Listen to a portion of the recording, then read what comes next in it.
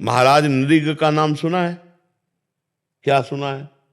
तो दान कर बहुत करते थे, खूब स्वर्ण से सजा के, और ब्राह्मणों को पूरा मकान और ब्याह सब व्यवस्था करते।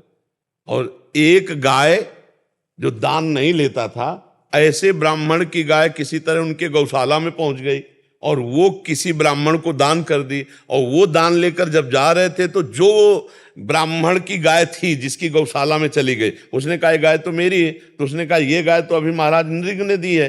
तो दोनों महाराज नृग के पास आए। जिसको दी थी उसने कहा महाराज नृग आपने हमें दी?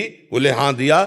तो बोले जिसकी गाय थी उसने कहा मेरी गाय है। तो उनका मुझे इसका पता नहीं, क्योंकि बड़ी गौशाला है, आपकी छूट के गाय आ गई होगी। तो हमने जिसको दान की है इसको ले जाने दो, 1000 गौएं ले लो। उन्होंने कहा हमने कभी दान लिया नहीं, हम तो अपनी गाय लेंगे। और वो ब्राह्मण हठी जिसने दान लिया था, उन्होंने कहा हम लेंगे तो यही गाय लेंगे, नहीं तो हम नहीं लो। उनका 1000 गाय तुम ले लो, छोड़ दो ये गाय। नहीं छोड़ा। बस इतने अपराध का फल हुआ कि वो गिरगिट बने जाके, द्वारिका के कुएं में गिरगिट बने जाके।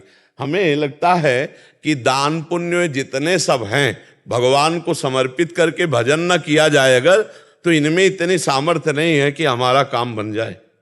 ये तो कहो बहुत से ऐसे सत्कर्म हुए थे कि द्वारिका के कुएं में बने, तो भगवान श्री कृष्ण ने उनका उद्धार किया। तो हमें लगता है कि भगवान का नाम जप करते हुए जब हमारे को भगवत प्राप्ति हो जाए पक्का, फिर तो क्या है, फिर तो 21 पीढ़ियां तरना कोई बड़ी बात है।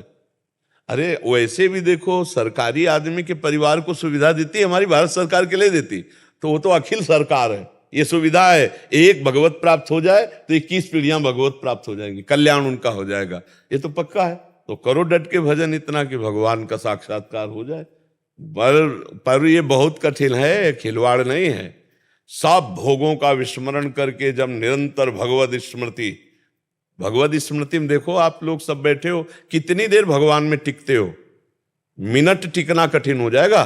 देखो ना, भगवान में टिकना, वो फौरन विषय में भाग जाएगा मन, फौरन से संसार के चिंत। वो मन भगवान में आसक्त हो जाए, आसक्त हो गया, मन पंग हो गया भगवान की रूप माधुरी में, लीला माधुरी में, चिंतन में। अब ऐसे महाभागवत से तुम 21 पीढ़ी की बात करो, भगवान कह रहे मम भक्ति युक्तो भुवनम पुनातु। यदि मेरा ऐसा महाभागवत प्रेमी भक्त संकल्प कर ले तो पूरे भुवन का भुवन, लोक का लोक भगवत प्राप्त हो जाए। लोक मम भक्ति युक्तो भुवनम पुनात। देवर्षि नारद जी ने कहा सा तरति सा लोकान तारयति। वो स्वयं तर जाता है, स्वयं तर जाता है, वो लोकों को तार देता है। पर कठिन है भगवत प्राप्ति।